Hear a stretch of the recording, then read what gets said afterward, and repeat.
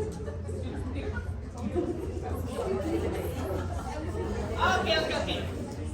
I appreciate your patience while I deal with stupid technology that I don't like. So, how do you guys feel about what we've gone over? Respiratory, neuro. You guys feeling okay? Is there a section that you're like, I really have no idea, I feel really lost? All of it. Yes. No, not the all of it. Toby? Not the all of it. So this is our review. As you guys know from previous reviews, Ms. Kiki put this one together for us, which is amazing. And it will be kind of help you streamline what you're looking at for your exam, okay? So, all right, you ready? Let's start with the easy one, PE. Reg's the easy one, right? All right. What are the signs and symptoms of PE? Shortness of breath, sweating, anxiety, tachycardia, tachypnea, yeah. Well, I call it tachypnea. I mean, it's Canadian, so I could be totally wrong. Right? Your sudden onset of shortness of breath is the big part, okay? Because that's sudden, it comes on pretty sudden. It's not like a pneumonia or something where it kind of gradually builds. That's a big sign. The tachycardia, and we have this anxiety that people are going to see, okay? Awesome. Oh, sorry, did we still need? Oh, my bad, sorry. Some people's kids. Right? Shoot. The problem is I say that about my own, and then it's like, oh, crap. Okay, we ready? Everybody got? Okay, good. The most common risk factor for a PE? DVT. Beautiful. Beautiful. You guys knew that right off the hop. Oh, wait. Sorry. But you guys know that one. Okay, there.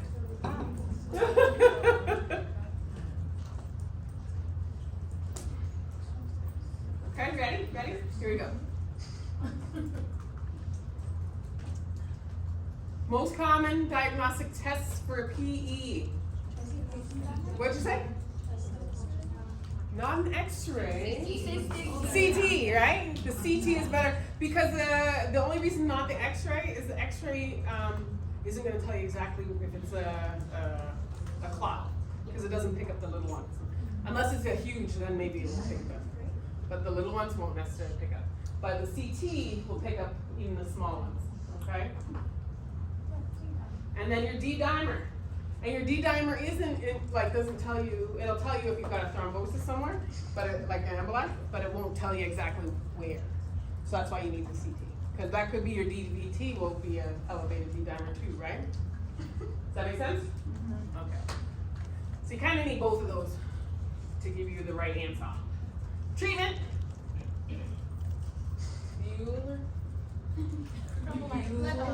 Anticoagulant. Well, thank you. Anticoagulation, right? We need to. Which one are we going to send our patients home on? Warfarin's one, yeah. Heparin. Not. We don't send them home with heparin, but we send. But Plavix is one, yeah. Right. Eliquis, Xarelto, right? These are the different anticoagulations, and then we can do surgery where they got the IVC filter. You guys remember the thing that looks like the head massager? Right? That'll catch your little clots coming up from your legs.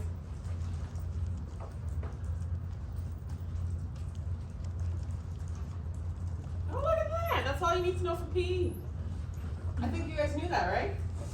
I think you should feel good about the exam now. No? Okay, fine.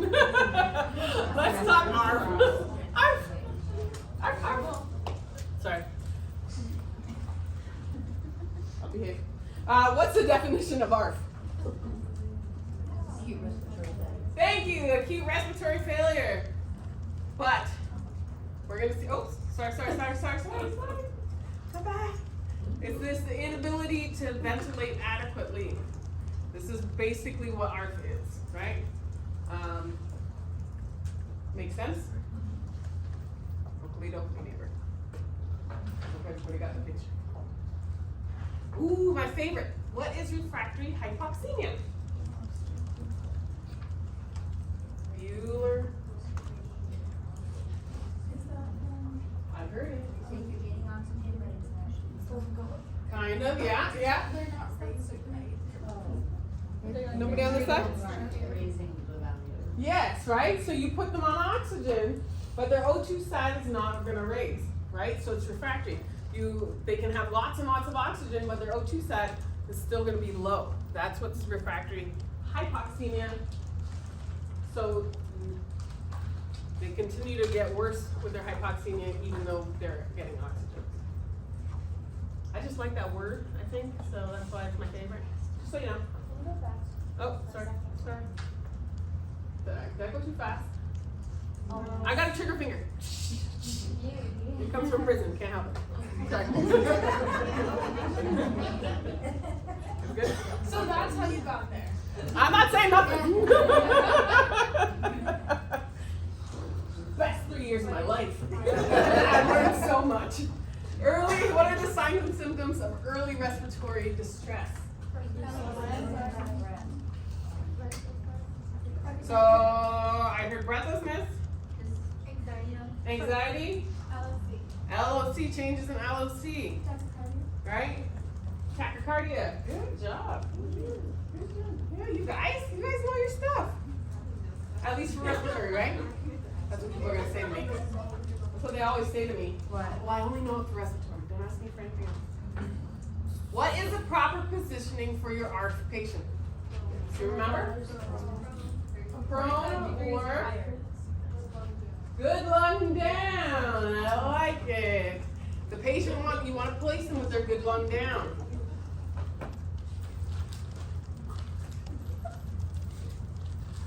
All right. I'm trying to make sure I give everybody. Oh, I didn't give you enough time. I thought I did. Sorry. Trigger finger. Can't help it. It's like Tourette's. Signs and symptoms of attention pneumo. How are we going to know if our patients developed attention pneumo?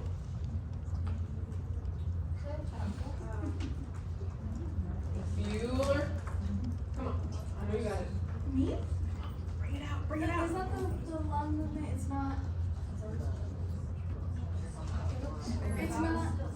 Yeah.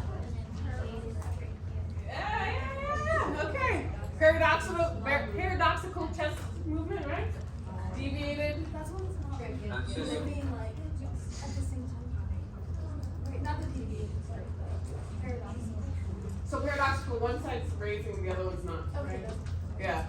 So we've got, but the biggest sign for you guys as nurses that when we do our assessment is they're gonna have absent breath sound, right? That's what we're gonna notice probably first when they first start going down. As it gets worse, we're gonna see that tracheal deviation and the uneven chest rise, aka the paradoxical chest movement, right? Does that make sense? This is why I always say don't just wear your stethoscope. I know it's pretty and all, but you gotta use it. I don't know if you've ever seen a nurse who wears it but doesn't use it. Have you guys run across anybody like that yet? Yeah. Right? I know you have. But don't be one of those nurses, okay?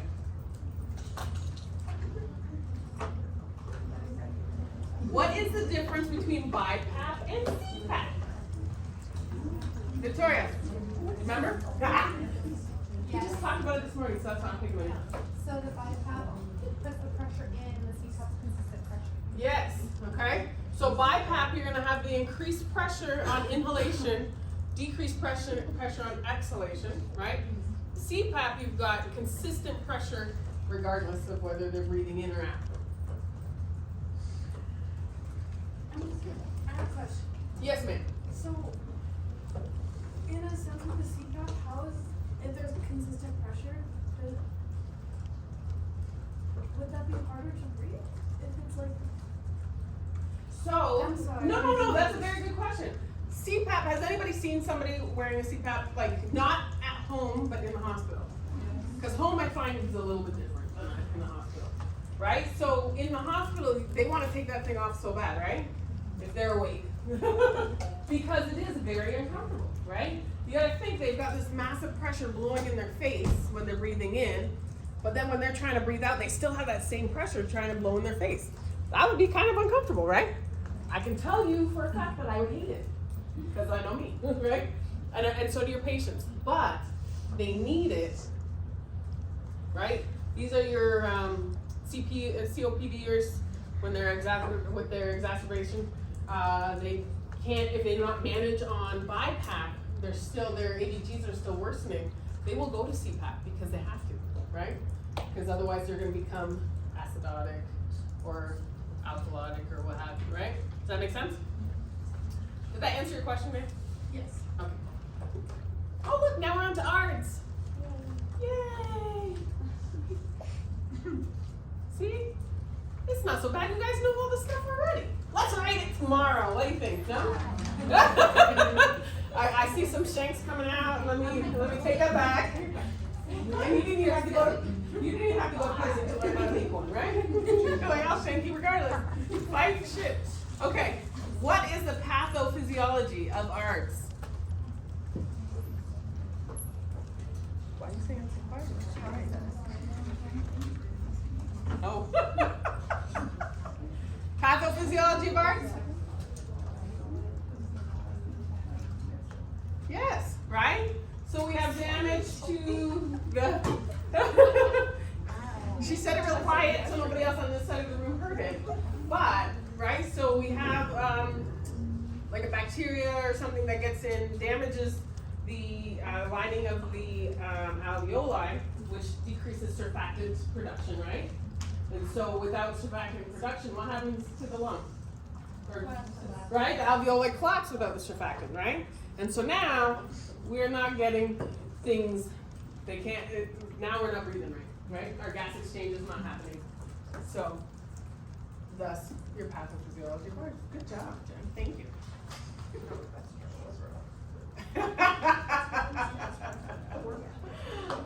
What are your 3 phases? 12 phases. Exudative, proliferative, and fibrotic. Did you just look that up? No looking up. Just kidding, I'm just kidding. Excellent, yes. Exudative, proliferative, and fibrotic.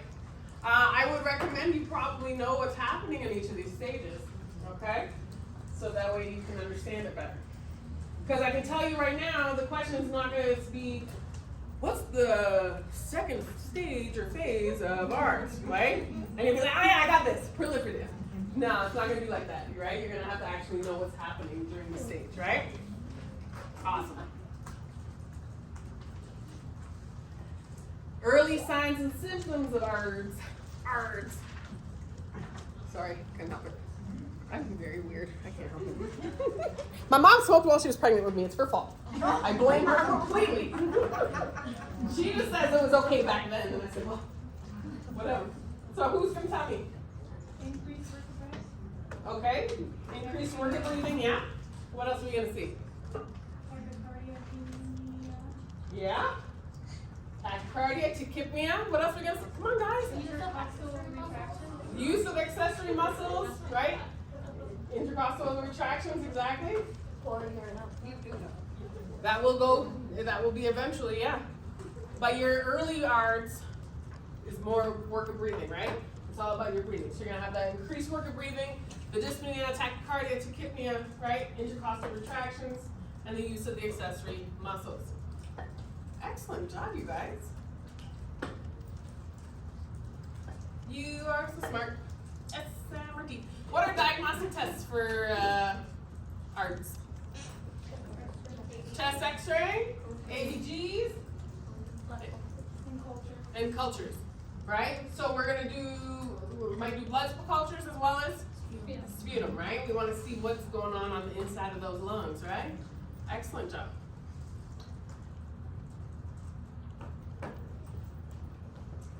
All right. Next question. Treatment for ARDS. Mechanical ventilation, right? And with that comes, yeah, you gotta intubate them first, and then they're gonna be mechanically ventilated. That is the treatment for ARDS, okay? What are you gonna see on that chest X-ray? I'm throwing this out now. Right, ground glass, right? Ground glass appearance, bilateral infiltrates, right? Not just one side. It's gonna be on both.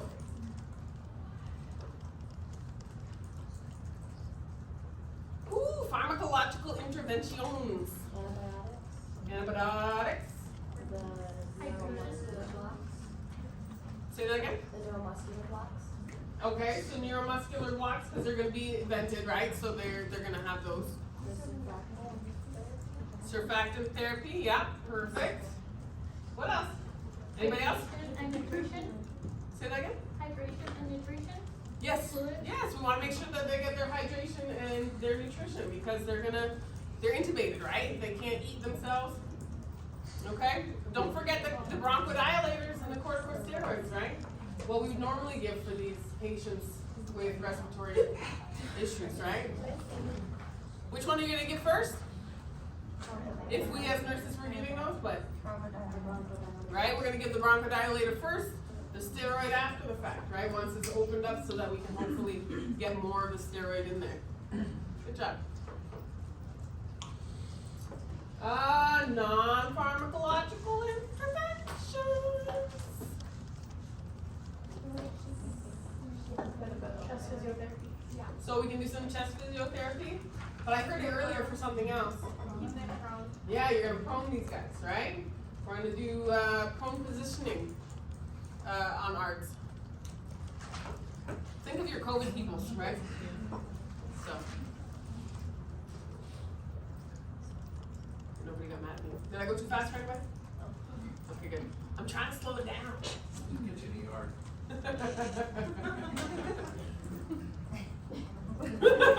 What are your nursing interventions for your patient with ARDS, guys? IVs. IVs? Fires. Well, yes, you want to do our vitals. That's a given. Which one? Some labs, okay. Thank you. We're gonna make sure we're doing our neuro checks, right? Don't forget those. Okay?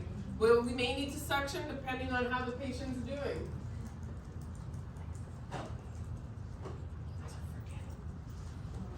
Right? We're also gonna make sure we do these frequent oral care, right? Because we don't want them getting some VAP on top of their ARDS, right? That's just saying, hey, let me kill you, right?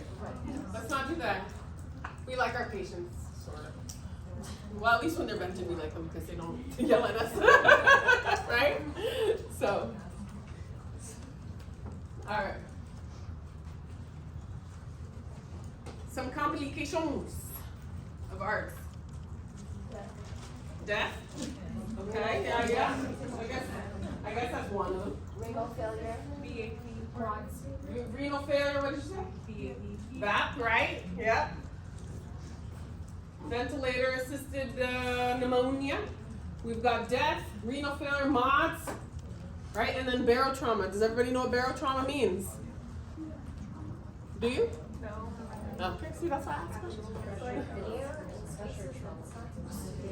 Right, so if the vent is going too hard, there's too much pressure, we can damage the lung itself, which causes air now to go into other areas where it's not supposed to go.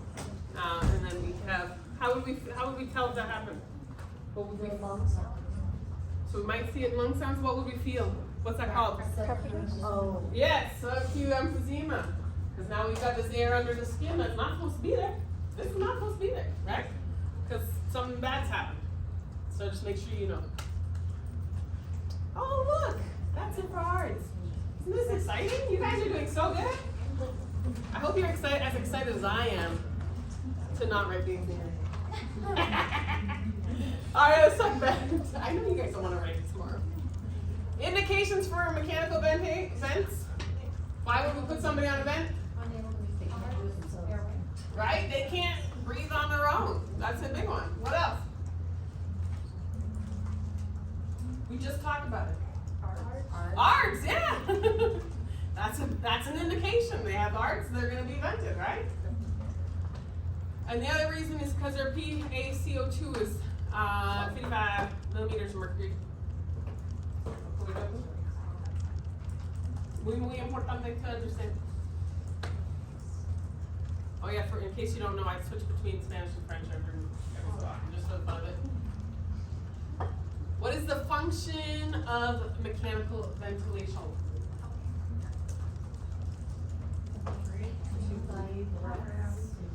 Right? So, but why do we want to breathe for our patient? And then how long are we going to do it forever? No, we have to wait them. Right? So we want to put them on the vent so we can figure out what the problem is or fix the problem, that underlying problem, and then that once it's corrected, we can take them off, right? The goal is never to have somebody vented forever. Yes, you are absolutely right. Okay? Oh, shoot. Okay, back in. I thought I gave time, sorry.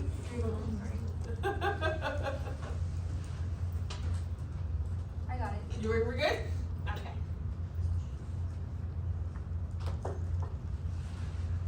Which device is used to detect proper ET tube placement?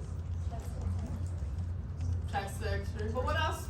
What's that little square thing that? Yeah. And tidal CO2 detector. That's the easy one, right? It's that little square thing. I'm sure you guys have seen it. Have you guys seen vented patients before? Yes. Right? It's like a little square thing. It goes on the end of the ET tube, and then the vent goes on top. And so it changes color when CO2 hits it. So that's how you know you're in the right spot. Because if you're, let's just say they tube them and it's in the stomach, we're not going to get that CO2, right? So it won't change color.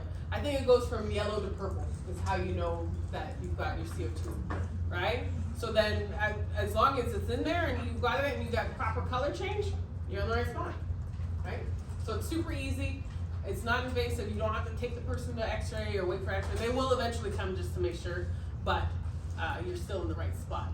But you might be a little too high or a little too low, right? So, all right, perfect. Aha. List the vent settings and functions. All right, we got PEEP. What's PEEP? What does PEEP do? Does anybody remember? Yes. What does it do? Keeps the collapsing of the alveoli. Yes, it keeps your alveoli from collapsing. Perfect. What's another function? Well, we're gonna have the rate on there, right? Which is how fast the patient's breathing. What's another setting? We've got a setting. FiO2. Which one? FiO2. FiO2, which is what? Right? So your amount of oxygen. Perfect. Tidal volume. What's tidal volume do again? The amount of air going into the lungs, right? What's the SIMV one? Who said that? Say it louder. When they're getting weaned. Okay, so when we're ready to wean them off of the vent, we're going to put them on SIMV mode of the thing. And then we've already talked about CPAP and BiPAP, but you guys need to know these for the exam, okay? The different settings and what they're for. Perfect. Pew, pew, pew. Complications of PEEP. What is it? Barotrauma, right? We're going to increase your interthoracic pressure, and when the pressure in the interthoracic section of the body increases too much, we actually decrease venous return. And then we decrease our cardiac output because we don't have enough venous return, right? Can you picture in your brain how that's happening? Okay, then you can answer the question on the exam. I like it.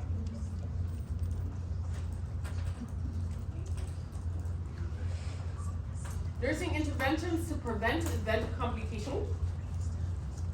Oral care. Suction, oral care. Yes. Sterile technique when you suction. Let's not put anything in somebody's lungs, right? Because we didn't do good care, right? Head of the bed at 30 degrees, right? We're going to assess our ET tube, right? What's that mean? What are we looking for? Right, the placement. We're going to check to make sure it's at the right spot. It hasn't migrated anywhere. Shit, you guys are smart. I'm just going to sit down and go home because y'all are so smart. You don't need me no more. What are your pharmacological interventions for vented patients? So we're gonna have some sedation, right? Do you have And then nutrition? they get titrated. We do some sedation medication and stuff like that. They might be in restraint, right? The soft restraint, so they don't self-extubate. We don't want that. But that's not pharmacological. But it is a good. We will do it. We will do it. What else for pharm? Pain meds. I heard pain meds. So opioids. Yeah, exactly. We don't want them to be in pain, right? And also, the opioids also help with that air hunger. Have you guys heard of air hunger? Where they just feel like they can't get enough breath, right? So morphine can help with that. So, and then of course we talked about our sedatives, and then we're gonna base it on our RASS score. Do you guys remember the RASS? Is it like an agitation scale? So we know what our sedation scale. You just look at how your patient's presenting, and then you find it. Think of like your GCS, but for somebody who's sedated, okay? And you want them to be at a proper score. And then of course nutrition, right? We don't want to starve our patient.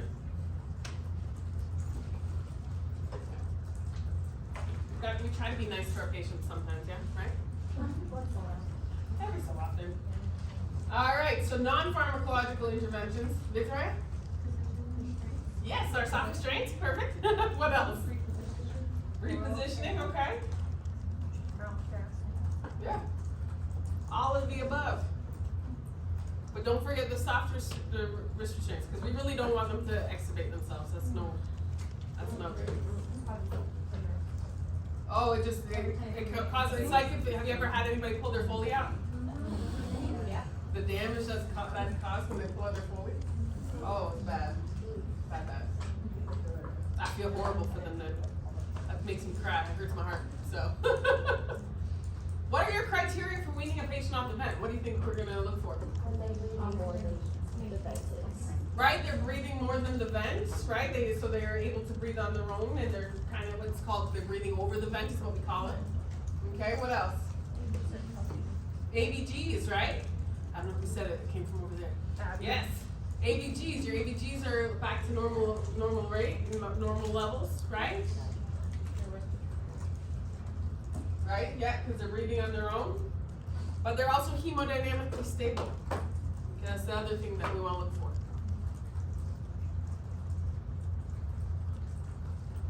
So what is your nursing intervention if you are unsuccessful at weaning your patient off the vent?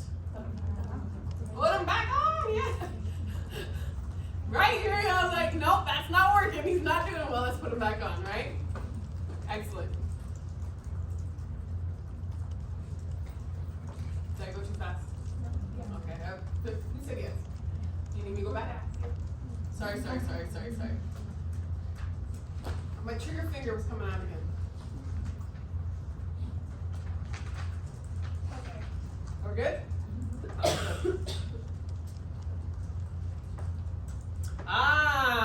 Low pressure and high pressure vent alarms. What does the low pressure mean? There's a leak, right? So if you can picture what the vent is doing, right? If the vent is pushing the air out and it gets no pressure against it, you're going to get a low pressure alarm. So that could mean the patient has extubated themselves, right? So the air is just flowing. There's no pressure, right? And there could be a leak. It could be disconnected. Like there's a couple of things it could be. Is that a bad thing? Yes. Right? We don't like that. A high pressure alarm, right? Right? It's clogged, right? So it's trying to push, but there's too much pressure so it can't actually push through. So it could be kinked. There could be a clog somewhere. It could be what the patient might be biting it, right? That's blocking it. They could need suctioning. Excellent. Right? So can you picture it? What's happening? Then you know what you're going to do. What are you going to do if you hear this high pressure alarm? Go check your patient. Number one. Right? You can check the line. Is it all together? Are we kinked? Did they get stuck under something? Are they laying on it? Right? If you hear the low pressure alarm, are you going to walk real slow and be like, la la la? Something's wrong. are you gonna be like, oh shit, let me run, right?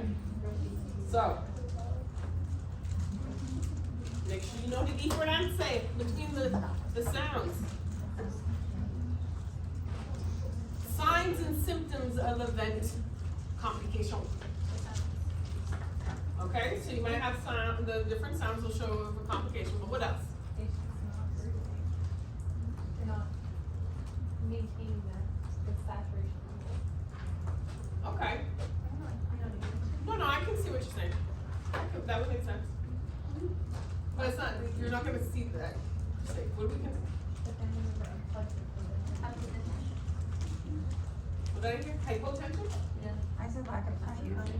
Tachycardia, you can see that, right? But we might see that uneven chest rise, right? Remember, that's your pneumo, right? That's a complication of event complication if they've got a now pneumothorax. So we'll see that uneven chest rise. Pneumonia is a complication of using the vent, right? So you're gonna have the crackles, right? Tachypnea, all the things. That tracheal deviation, what's that a sign of again? Tracheal deviation? Pneumo, beautiful. That crackling under skin, which I talked about, that's a sign of what? Right, barotrauma, good. Y'all are fucking smart. Don't second guess yourselves. You're smart. Nope. Do you know what I'm allowed to post? What's in there already? Okay? So there's a study guide that's already posted. Feel free to utilize it. So it's a little bit, we found that people, there was a lot more that didn't know. Toby, that wasn't nice. Yeah, thank you.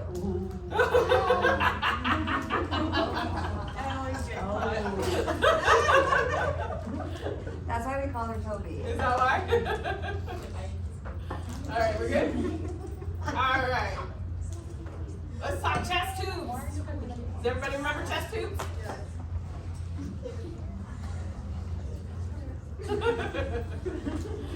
What are the indications for a chest tube insertion? Yes! Yes! What do you think about if I go get some heart surgery done? You think I'm gonna have a chest tube? No? Yeah. Know this, okay? If you don't know what you're gonna see and why we would use a chest tube and insert it, I would suggest you look it up. Cause I'm an asshole and I'm not gonna tell you. I'm gonna make you look it up. Such a dick. But anyway. What are the signs and symptoms of an air leak in the chest tube? Right? What kind of bubbling? Continuous bubbling. That's a sign of an air leak in the water seal drainage system. Good. Did I go too fast? Yes.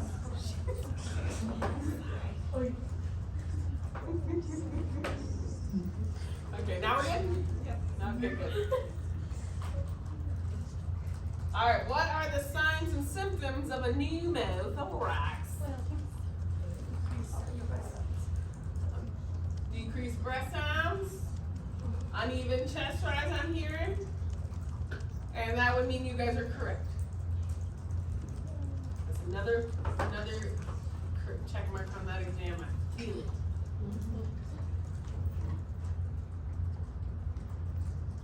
Nursing management of chest tubes. What are we going to do when we have a patient with chest tube? Make sure the chest. Make sure that the thingamadoo is below the chest, like the insertion site, right? Don't clamp it. Please don't clamp it. Right? Right? Monitor output, drainage, and color of drainage, right? How much it is. Manage their pain. Definitely. Good. Look at you all, smarty pantses.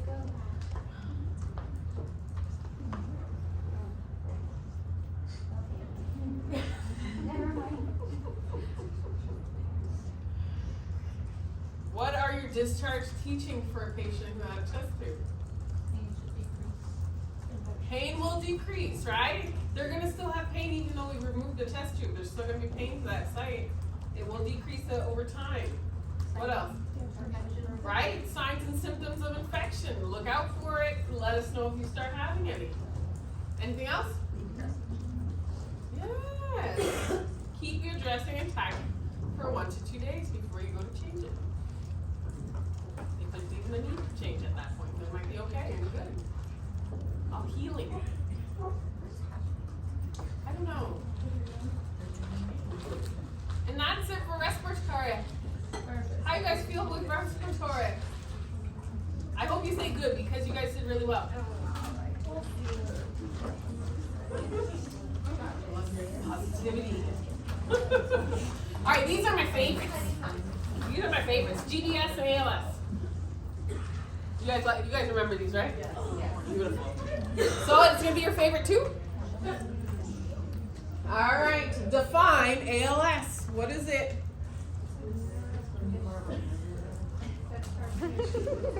I'm old and deaf, you gotta speak up, you know that. It's a neural condition, and it starts at your feet.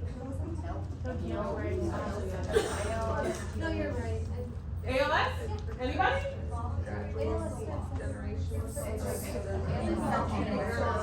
Yes, yes, okay, yes. Okay, so we lose our the voluntary use of our muscles, right? And it's seen, it starts in one area of the body, right? So it might be an arm, it might be a leg, one area, and then it progresses across the whole body so that you eventually lose all functions of your motor skills. Your brain decreases too, right? No, thank you. Your brain stays intact. So you're able to think and you know what's going on. That doesn't change. Unfortunately, your body doesn't want to play nice, okay?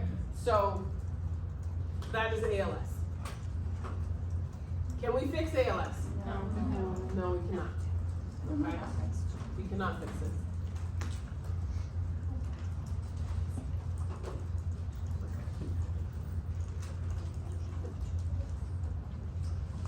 Compare the signs and symptoms of ALS with GDS.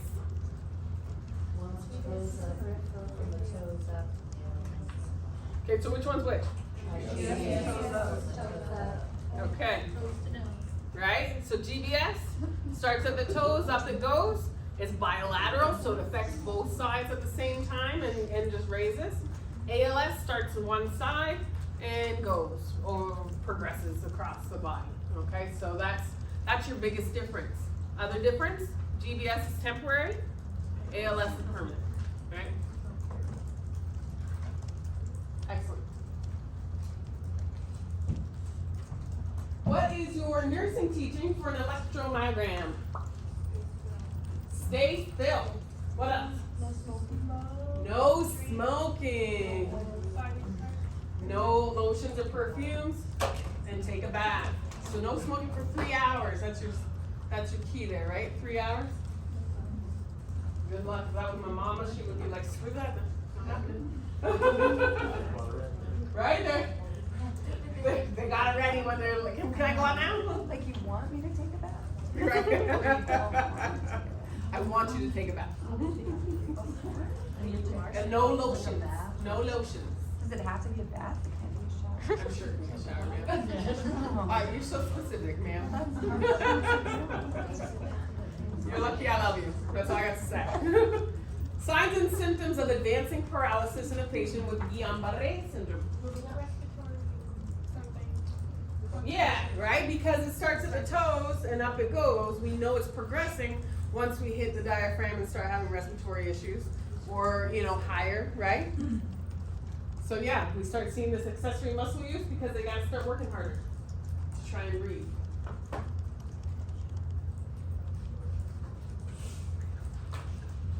Okay, we're good to move?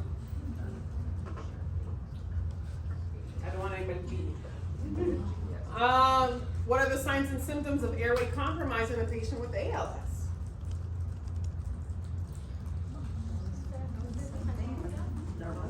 This one's a little different, right?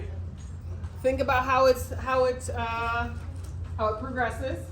See if you can picture it in your brain.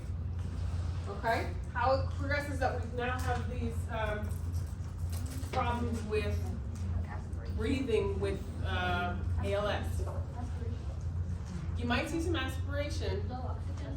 Low oxygen levels. So what are we going to see with that patient? If somebody's got low oxygen levels, how can you walk into your patient's room What are you going to see? Cyanosis, yes? Dusky can, yes. Beautiful. See, you guys, you figured it out. You walked through it, and you got the right answer. I like it. Right? Dusky or bluish pallor or cyanosis to the patient. Right? I hope everybody got that. My trigger finger wanted to go. Signs and symptoms of airway obstruction in Guillain-Barré.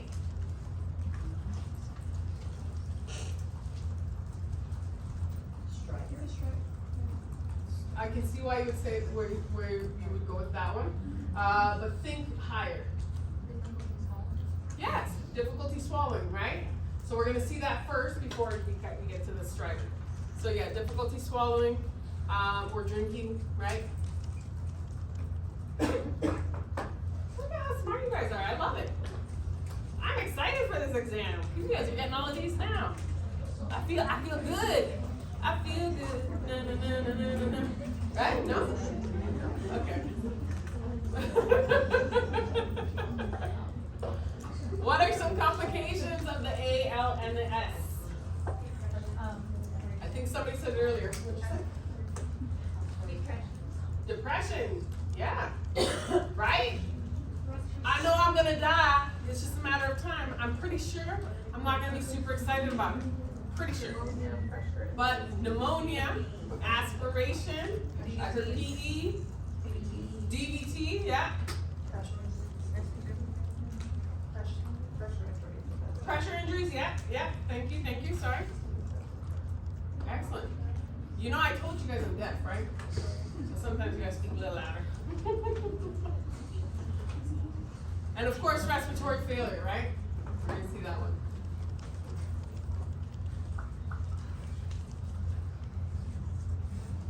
Are we good?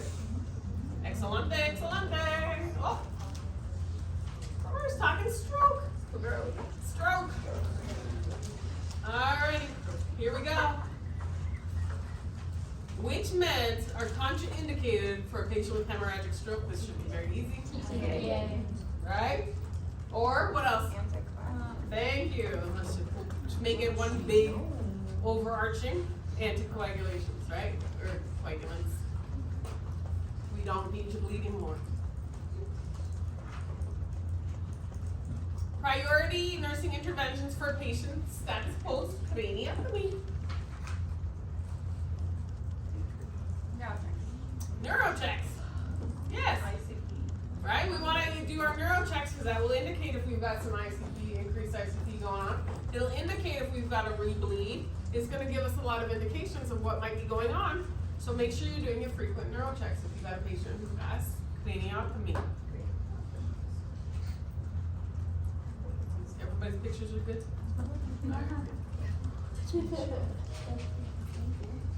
Okay, acronym BFAST. What's the B stand for? Beautiful. The E? Beautiful. The F? The A? The S? The T? Time. You guys are smart. We just went over that today and you remembered it. That's amazing. Sorry, I'm all excited now. Diagnostic test for stroke. CT of the head. That's your big one, right? Beautiful.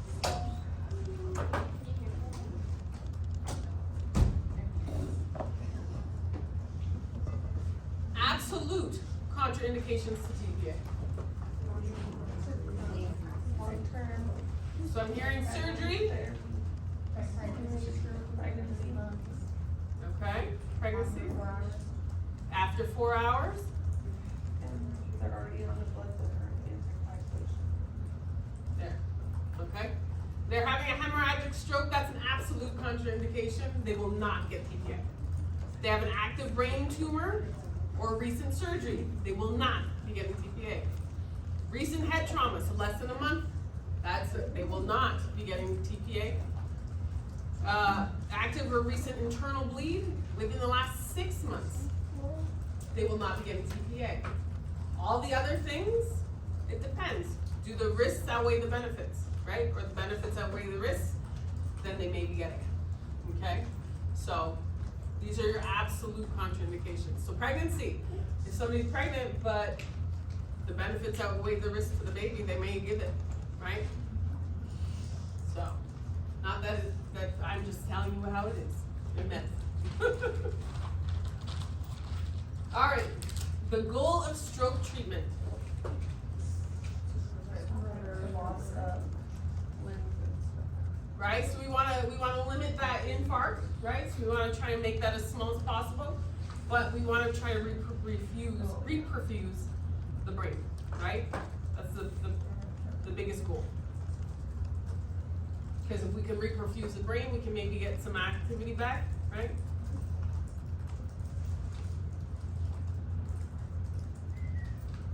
I'm trying not to go too fast now. Because you know me, my trigger finger. This one's easy. Nursing teaching for the patient with the hemianopia. Scan the room. Scan the room, right? Scan the room frequently so you know if something comes up. If somebody comes up beside you, you wouldn't know, right? If you don't look.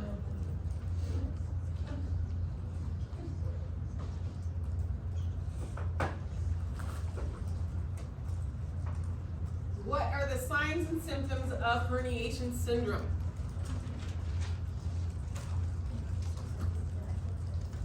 Remember that? Bueller?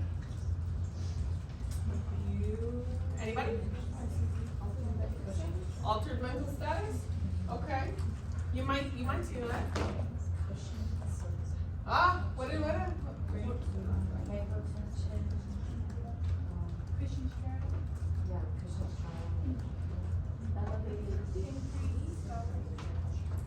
Alright, fine. Guys. Yes, I heard elevated systolic pressure, that is right. Okay? Remember, you're gonna see that posturing. You guys remember that? What's the name of that posturing? Right? Decorticate posturing. Right? You're gonna see unilateral pupil dilation. Abnormal eye movements. Bradycardia and increased systolic pressure. That positive Babinski reflex. Right? Because as an adult, we shouldn't have that. They might be in a coma. And irregular respirations.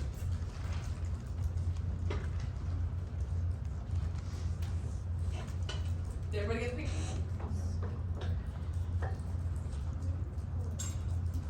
What is the goal of treatment for TBI? Yes, beautiful.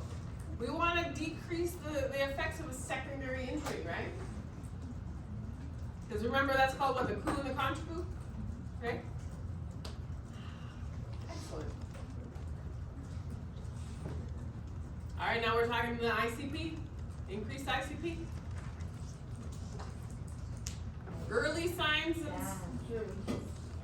of increased ICP, early. Headache. It could be headache or change in LOC. Beautiful.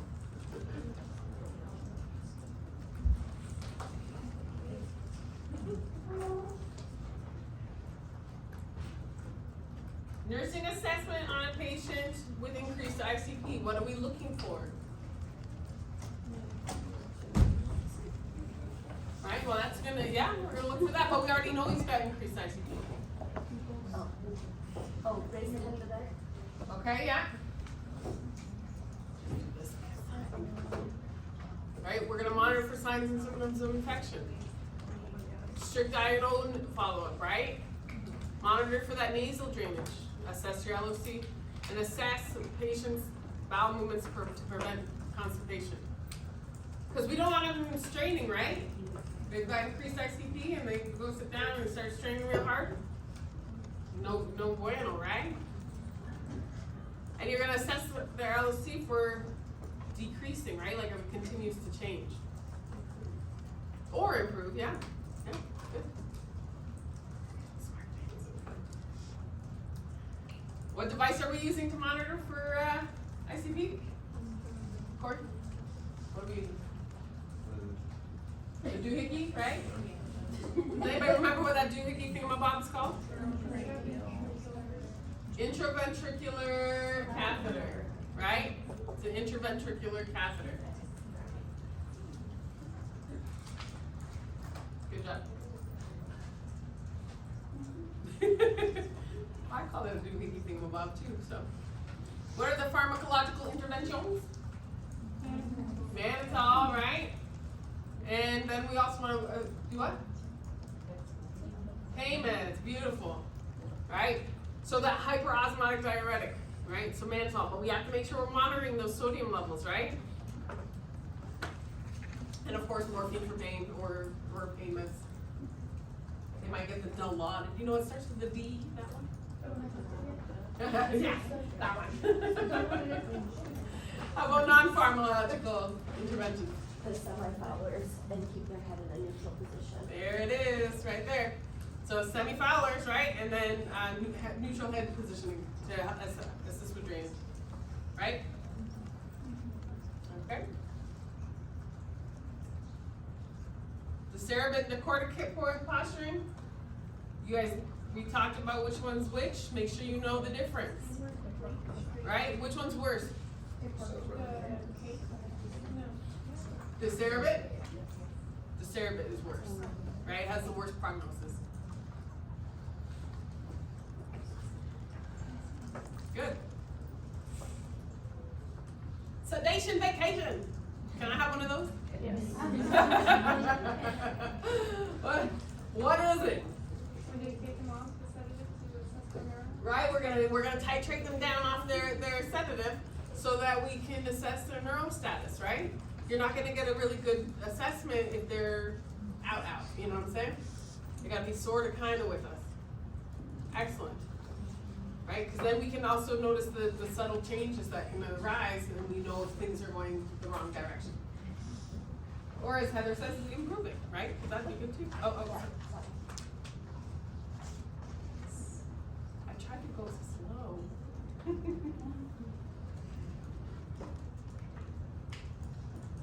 Brain tumor. It's not a brain tumor. Signs and symptoms? Personality change. Well, we got some vertigo, right? We'll have some dysphagia, hemiparesis, severe headache, nausea and vomiting, decreased alertness, cognitive impairment, personality changes. There it is. Ataxia. What's ataxia again? Problems with walking, right? So they get that like shuffly, yeah. Exactly. Beautiful. And abnormal reflexes and cranial nerve palsy. It's a lot of things, right? That they're gonna get. So there's a lot of things to look for, because on its own it might not seem like a headache on its own may not throw you to think brain tumor, right? So yeah, so you gotta make sure you do a good assessment on your patients. What is your pre-op teaching for a brain tumor? Alcohol. Yeah, no alcohol, No aspirin. no smoking, no aspirin or anticoagulants, right? None of that stuff. How long do they need to hold it? 5 days prior. 5 days. And they hold their anticoagulants need to be held for 72 hours for sure. They might let them go with their, depending on what their anticoagulant is. If it's not really a heavy one, they might let it go a little bit longer to the 72 hours, so 3 days. It depends on the provider and where the surgery is and that kind of thing, but the minimum would be that 72 hours. Post-op teaching?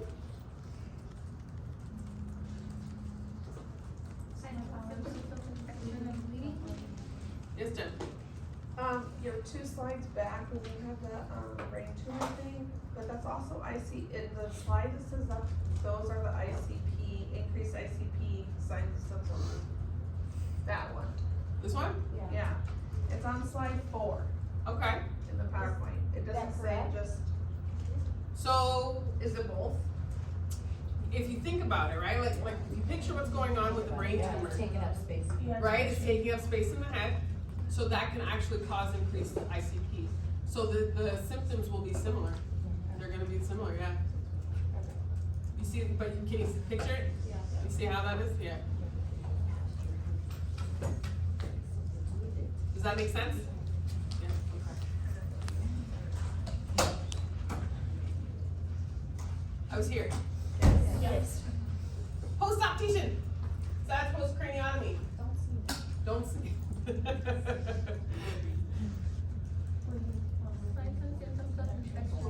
Signs and symptoms of infection, right? Keep that head of lead up to 30 degrees. We want to tell them to keep their pain under control because if not, what happens? Right? We have this. Stop killing people off today. You have this increase in intracranial pressure from the pain, right? And to take their stool softeners because we don't want them straining, right? Oh no, my battery's running low. Un momento, por favor.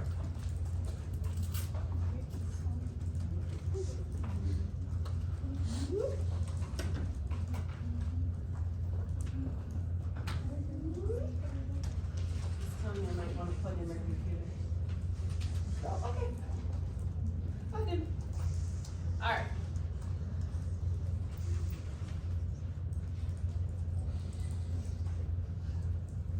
Oops. Wow. My trigger finger came out again. All right, so when we think of contraindications for a brain tumor, it's opioids, right? Because we don't want them to have the decreased LOC. And this is primarily before you're about to do your neuro check, right? So if you know you need to do a neuro check in a certain amount of time, and you might not want to give them their opioid right away. Wait until after you do your neuro check, so that you can identify. But they tend to be more contraindicated. Does that make sense? Okay. Complications of brain tumor? Bleeding, yeah. Seizures, yeah. Increased ICP, beautiful. Stop.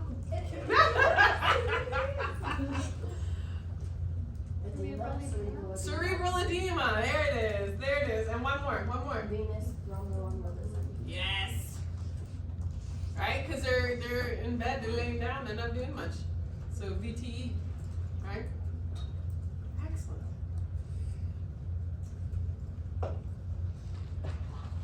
My favorite. Let's go down the slide, huh?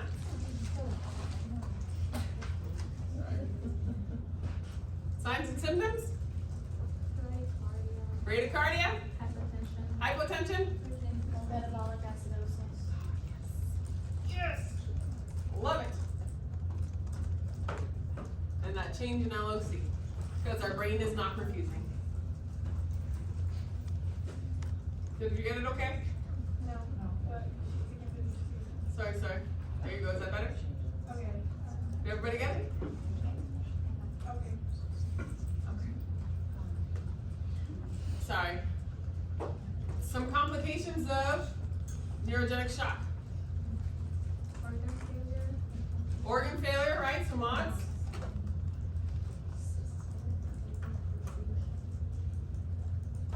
So I'm not moving around. What am I going to get?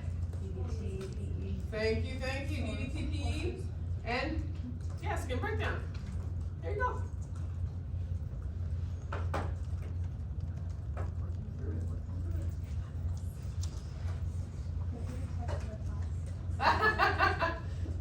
I'm sure people would love that. Goal of treatment for neurogenic shock.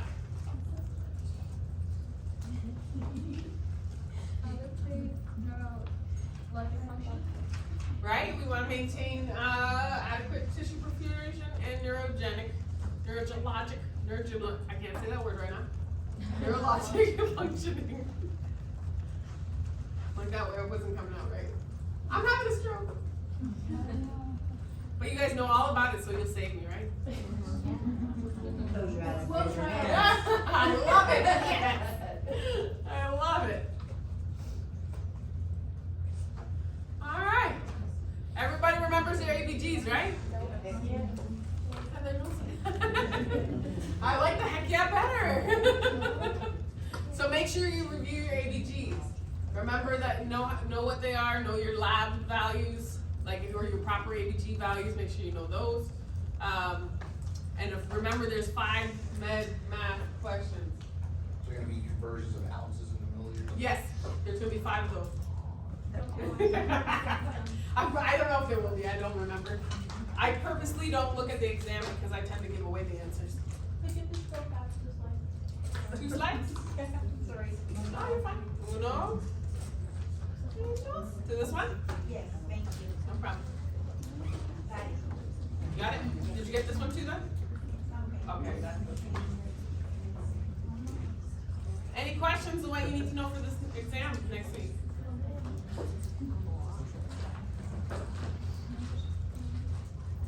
No questions?